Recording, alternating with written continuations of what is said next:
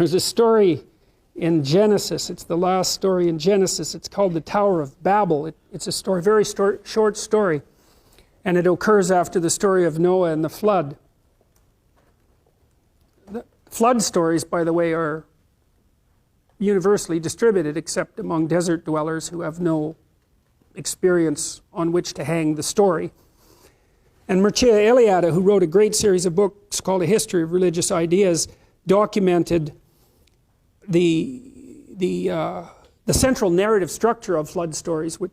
And so what happens is that there's a human settlement and it's washed away by a flood, and the flood is generally envisioned as a consequence of God's judgment.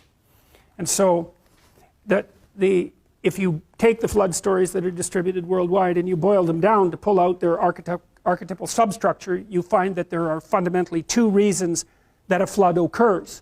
And Eliade says that it's the tendency of things to fall apart combined with the proclivity of human beings to sin.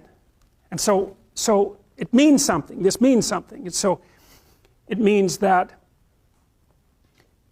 everything is subject to entropic decay, right?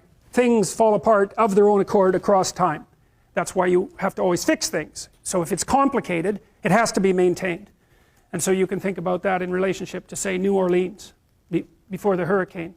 Because people say, well, the hurricane caused a flood and that destroyed much of New Orleans. And so that's an act of God. That's one way of looking at it, right? It's a random natural event. But then you think, well, wait a minute. The Dutch, their country is mostly underwater, right? So they have these huge dikes to keep the sea back, and they build the dikes so that only one storm every 10,000 years will be of sufficient magnitude to partially breach the dikes. That's their engineering tolerance level, one storm in every 10,000 years.